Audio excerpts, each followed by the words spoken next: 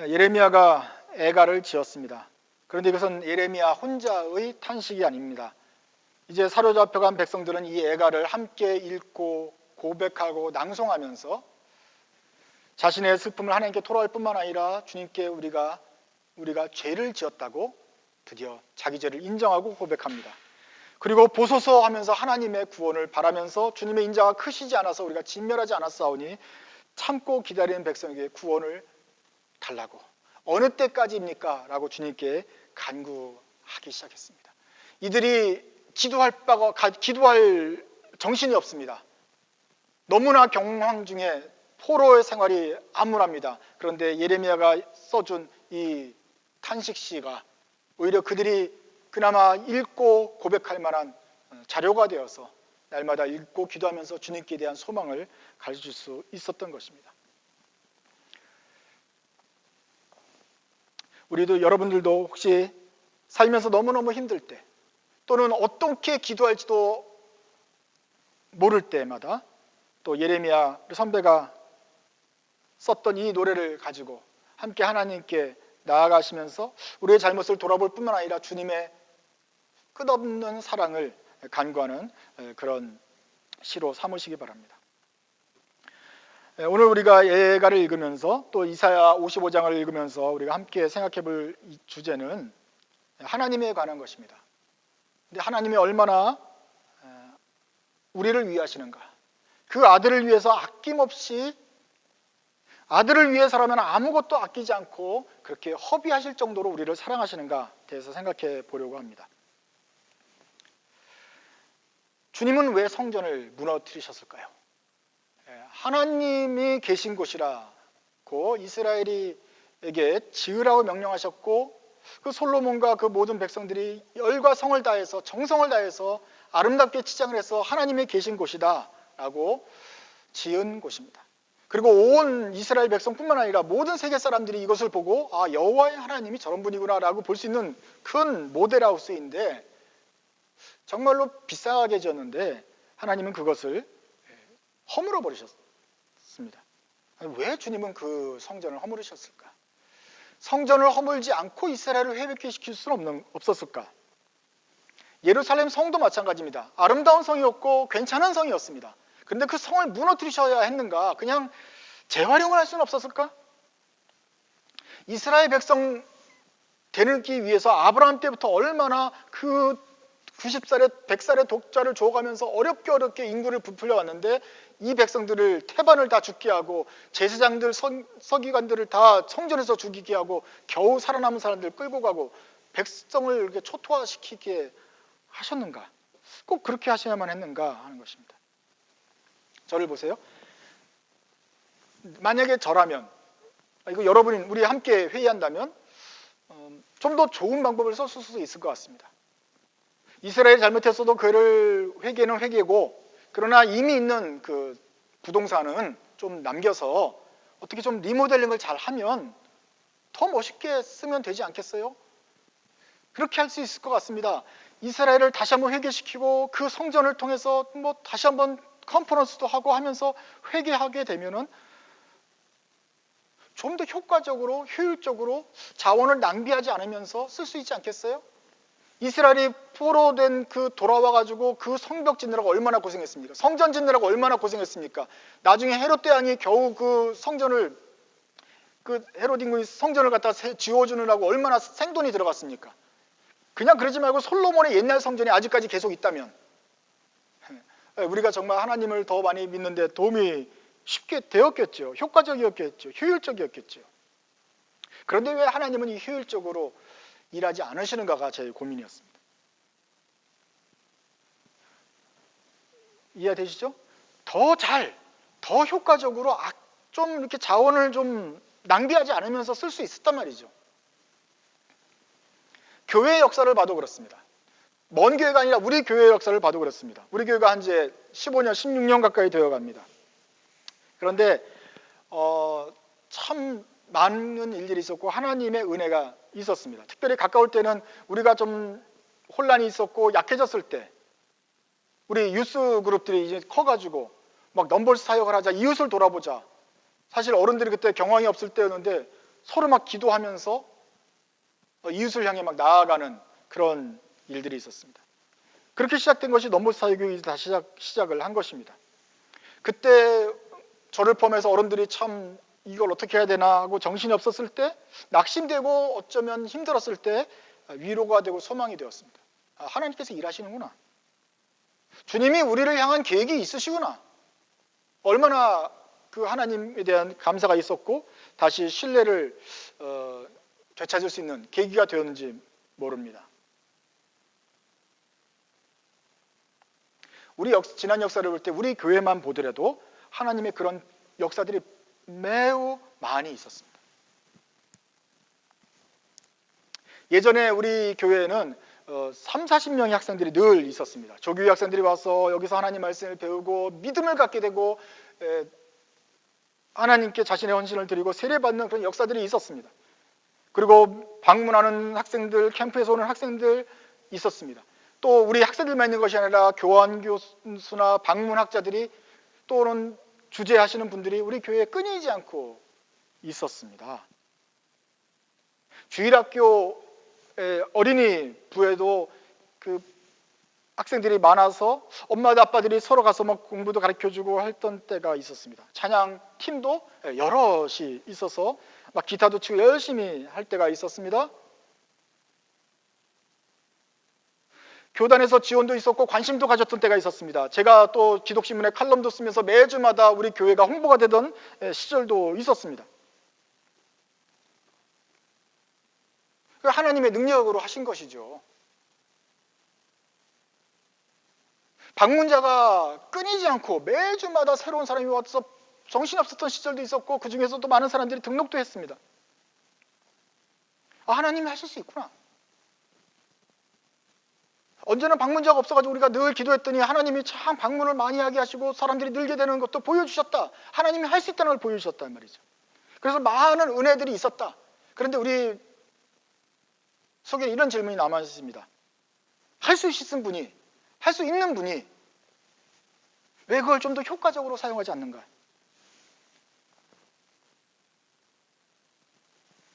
이걸 왜 15년 동안 길게 해가지고 그 중간중간에 늘려서 주시는가?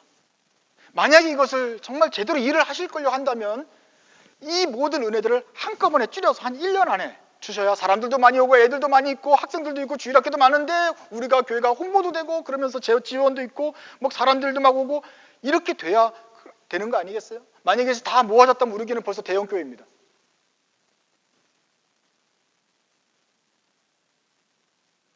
우리 교회가 대형교회 되는 게 중요한 게 아니라 우리 교회가 그걸 다 모으면 대형이었단 말이죠. 그러면 하나님께 영광이 드러났겠어요? 안 드러났겠어요? 우리가 하나님께 뭐 범죄를 했겠어요? 더 주님을 위해서 더 쓸 수 있지 않았겠어요?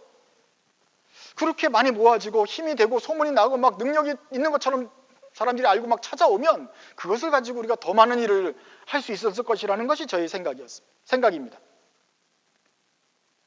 그런데 왜 하나님은 할 수 있는 분이 왜 이걸 쭉 늘어가지고 15년 동안 조금씩 주시나 이거예요. 어차피 줄 거. 그냥 한 번에 몰아서 2020년 이제 다가오면 2020년 동안은 모든 복을 지금까지 했던 걸 그냥 다 그냥 한꺼번에 쏟아 부으면 그냥 가만히 있어도 대형교회라니까요. 막 신나고 정신이 없을 거예요. 간식 준비는 좀 많이 하셔야 될 것 같지만. 근데 왜 하실 수 있는 분이 그렇게 안 하시는가 하는 거예요. 왜 그렇게 하셨는가 하는 거예요. 바보 같다 그러면 안 되고 뭐랄까 이상한 분이다. 이상한 분이에요. 좀 능률이라는 단어를 아세요? 능률? 효율성? 집중의 효과? 우리 애들한테 공부할 때 집중하라는 것처럼 집중의 효과를 하나님은 도대체 아시냐 이거예요. 왜 이걸 쭉 늘려주셨지? 집중하면 되는데 왜 집중을 안 하시는 거냐고 묻고 싶은 거예요. 참 이상하죠. 그러면 더 잘 될 것 같은데 그분의 영광이 더 많이 돌아갈 것 같은데 왜 분산시키셨냐는 거예요. 집중, 능력, 효율, 효과적인 거는 차라리 저한테 물었으면 제가 더 잘 했을 것 같은데 주님은 묻질 않아요. 지금까지 하는 역사들을 쭉 보면 무슨 미국의 역사, 한국 교회 역사는 둘째치고 우리 교회 역사만 보더라도 하나님은 능률과 효과에 관심이 없는 것 같아요.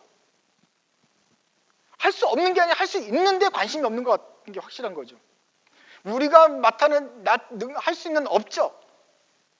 우리를 통해서 변화될 많은 영혼, 숫자에 관심이 없어요. 하나님의 생각이 다른 데 있는 것 같습니다.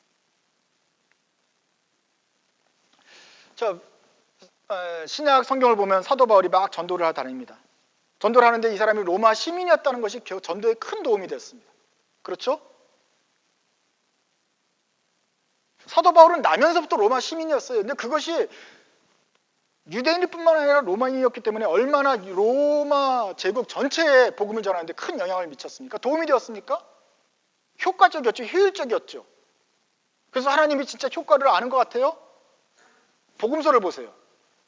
정말 로마 제국 시대에 로마 시민권을 가진 것이 정말로 중요한 포인트였다고 한다면 예수님이 로마 시민으로 태어나야죠. 예수님이 예루살렘에 태어나든지 좀 대도시에 태어나야죠. 왜 저기 나사렛 같은 데서 태어났습니까? 엄마 아빠가 좀 번듯해야 되는데 왜 그런 곳에서 태어났습니까? 나한테 좀 얘기를 물어봤으면 내가 로마에 태어나게 했을 거라고요. 로마의 황제의 아들로 태어나게 하면 이제부터 로마 제국 시민들은 다 예수를 믿도록 하여라 그러면 되는 거 아니에요. 어차피 황제에게 절하는 건데 그거와 연관시켜서 하면 그냥 저절로 다 황제에 숭배하고 예수님께 숭배하면서 온 제국이 모든 열방이 주께 돌아오는 순식간에 돌아올 텐데 왜 그렇게 안 하시는 거죠? 하나님은 효과적인 면에서 아무런 관심이 없고 다른 생각이 있었을 것 같다 말이죠. 다른 생각이 있다. 하나님의 생각이 우리하고 틀리단 말이죠. 이 말을 다시 한번 말씀하시는 것이 이사야서 55장 말씀입니다. 우리 한번 이사야서 55장을 한번 읽어보겠습니다.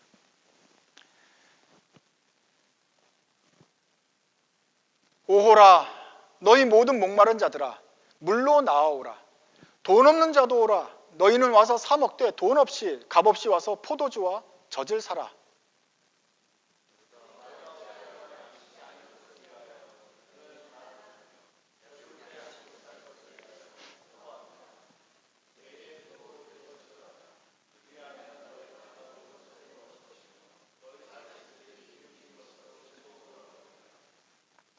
너희는 귀를 기울이고 내게로 나와 들으라.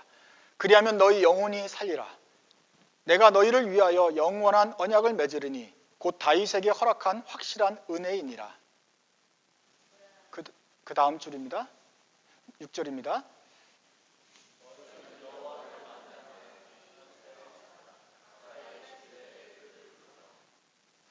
악인은 그의 길을 불의한 자는 그의 생각을 버리고 여호와께로 돌아오라. 그리하면 그가 긍휼히 여기시리라.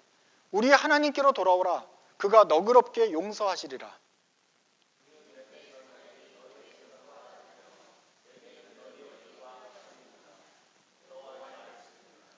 이는 하늘이 땅보다 높음 같이 내 길은 너희의 길보다 높으며 내 생각은 너희의 생각보다 높음이니라.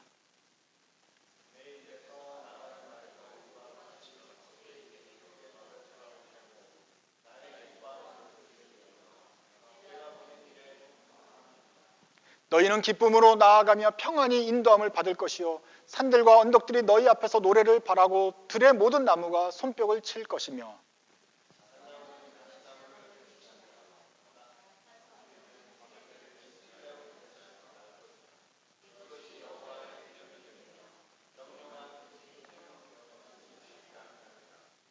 회개하고 돌아와라. 돌아오는데 내 생각이 너희 생각하고 틀리다. 일단 돌아와라. 이제 앞으로 내 입에서 나가는 모든 것들이 그냥 헛되게 하는 것이 아니다. 뭔 생각이 있다. 능률과 효율 모르는 게 아니라 생각이 있다. 너희들보다 좀 높아서 너희가 이해를 못할 뿐인 거야. 앞으로 너희들은 이제 회복이 될 거야. 그 가시나무가 많이 있지만 이젠 잣나무가 거기서 날 것이고 찔레나무 대신 화석류 나무가 번창하면서 풍성해질 거야. 이것이 영영한 표징이 되어 끊어지지 않을 것이야. 그 보고 나가기로 되는 이 계획은 누가 막을 수가 없어. 아무도 헛되이 돌아가지 않아. 그러니 믿고 나에게 돌아와라. 56장 1절입니다. 같이 읽습니다.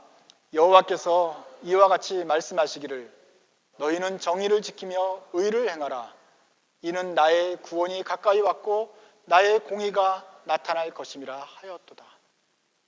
그러니 너희는 그 시기 뭐 이런 거 신경 쓰지 말고 너희 할 일을 해. 공의롭게 살고 제대로 하나님 말씀 따라서 살아라. 이것이 나의 관심사다.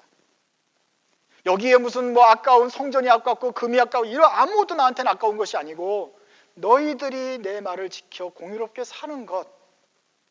이번에 이렇게 크게 환난을 당하고 어렵게 되면서라도 돌아오기만 한다면 내가 회복시키는 것. 이것이 나의 관심인 거야 라고 주님이 말하시는 거예요. 너희가 내 능률을 의심하느냐 효과를 의심하느냐 아니야. 내 입에서 나가는 모든 말이 헛되지 않는다.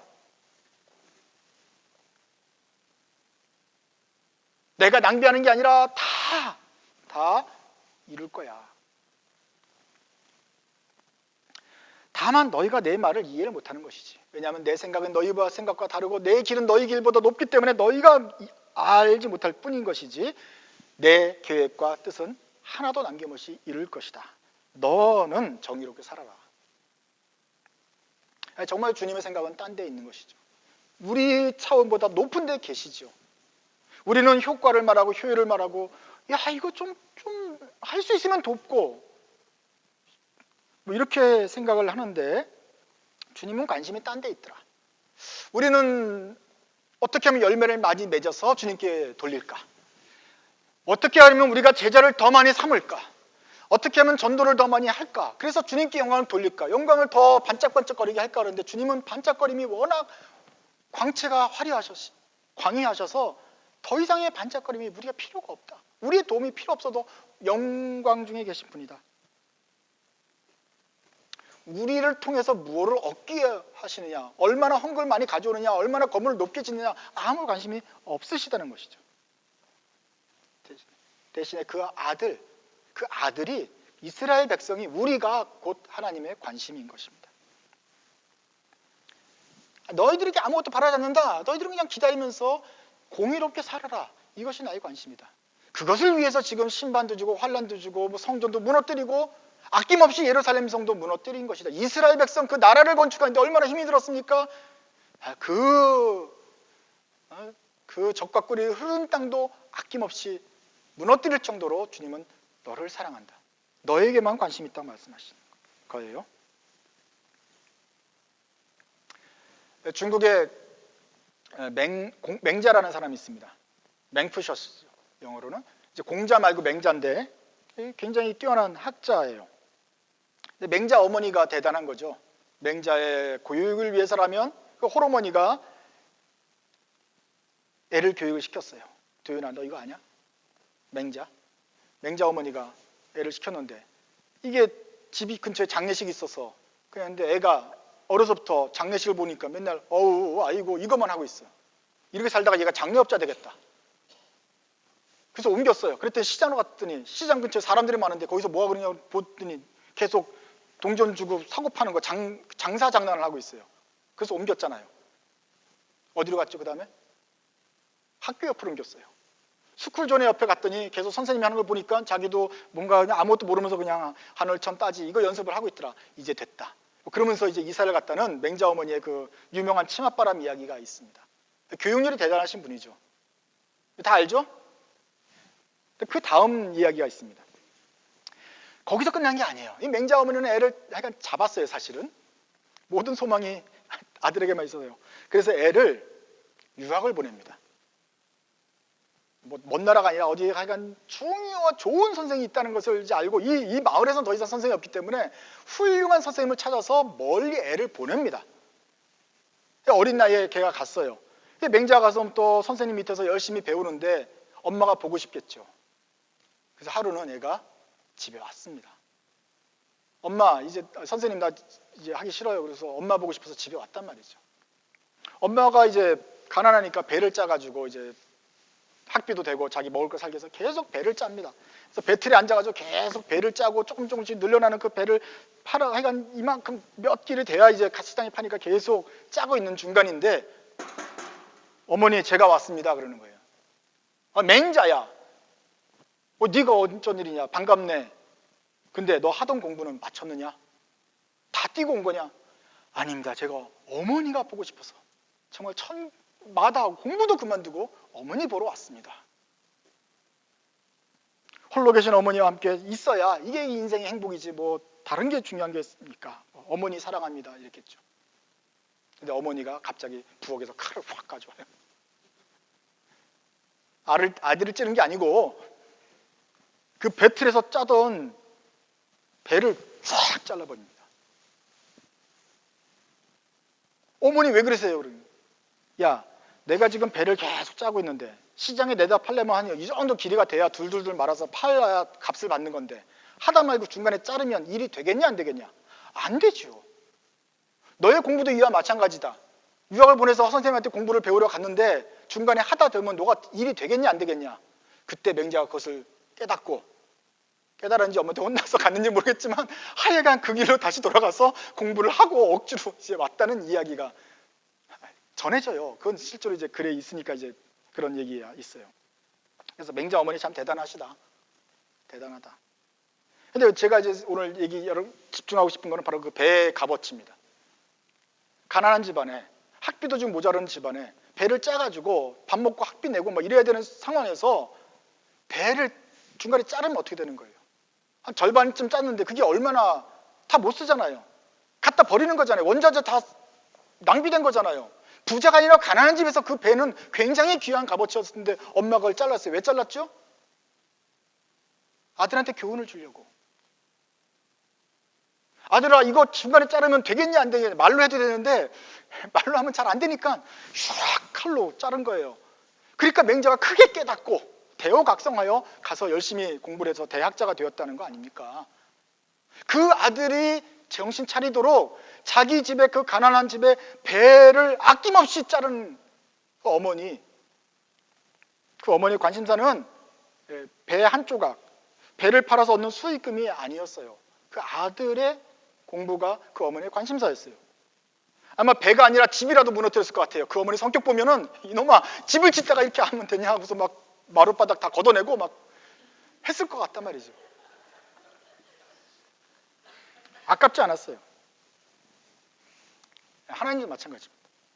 하나님 우리 아버지 그런데 우리 아버지 대단하신 분이에요. 우리 교육을 위해서라면 아무것도 아끼잖아요. 성경에 성전 짓는 얘기, 성막 짓는 얘기가 얼마나 분량이 많은지 아세요? 가로는 얼마나 고이 질릴 정도로 긴데 그렇게 해서 겨우 지어놨는데 삐까 번쩍인데 그걸 다 무너뜨렸단 말이죠. 제사장들은 이렇게 하고 그 제사장을 다 죽여버렸단 말이죠. 이스라엘 백성을 그 겨우 만들어놨는데 숫자를 하늘의 별처럼 모래처럼 이제 겨우 만들어놨는데 그걸 다 없애버렸단 말이죠. 아끼지 않아요. 목표가 다른 데 있어요.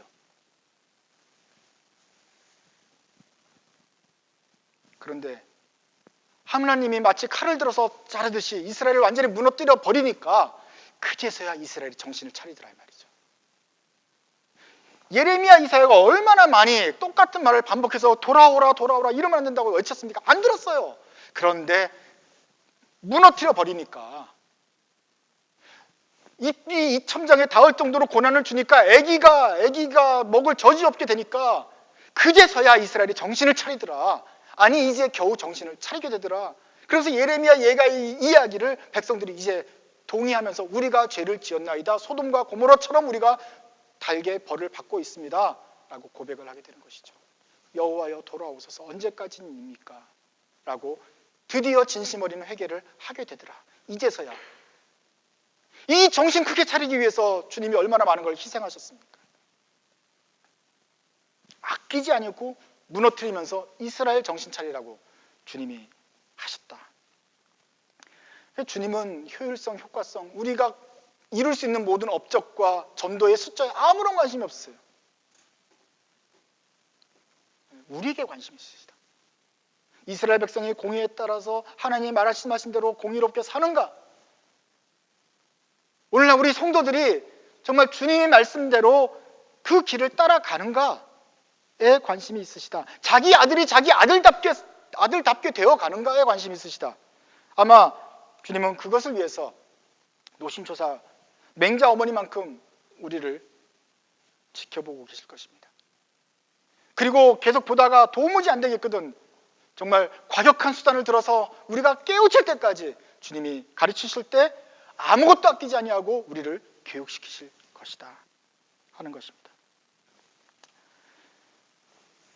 우리가 받드는, 우리가 믿는 아버지 하나님은 정말로 우리의 아빠입니다. 우리를 사랑하는데 아무것도, 우리를 사랑을 하기 위해서라면, 우리 아들 잘 되기 위해서라면 어떠한 것도 아끼지 않고 버리실 수 있는 정도로 사랑하시는 그런 사랑의 아버지이십니다. 그래서 예레미야는 그 사랑을 노래하는데, 그 사랑을 울면서 노래하는데, 주의 인자는 끝이 없다. 그 무궁하신 사랑으로, 그 사랑에 의해서 예루살렘과 성전을 무너뜨리면서까지도 우리를 사랑하시는구나 라고 그제서야 이 이야기를 느끼면서 기도할 수 있었던 것입니다. 우리 교회를 봐도 그렇습니다. 주님께서 우리 교회에 대한 다른 생각이 있으십니다. 특별한 관심이 있으십니다. 뿐만 아니라 나는 어떻습니까? 내가 어떻게 잘 되고 내가 하나님께 영광을 돌려 나를 통해서 주님이 무슨 영광을 어떻게 뺏으려고 하는 것보다는 나 자체에 관심이 있다. 그것을 위해서 주님은 여러 가지 상황들을 주셨고, 우리로 고통을 당하게 하셨고, 기쁘게 하셨고, 우리를 지금까지 끌고 오셨다. 주님이 우리를 위해서 일하셨다. 그것을 아시는 여러분들은, 이제 깨닫는 여러분들은 더욱더 주님을 바라보십시오. 끝없는 주님의 사랑이 우리를 계속 지키실 것이며, 주님께서 원하시는 사람이 될 때까지 우리를 교육시키실 것입니다. 그리고 반드시 주님의 말씀은 아무것도 헛되이 돌아가지 않고 반드시 그의 뜻과 계획이 우리의 삶 속에서 일어날 것입니다. 여러분들은 그 사랑을 깨달으시면서 주님의 사랑에 부합하여 주님께로 나오시는 여러분 되시기 바랍니다. 기도하겠습니다.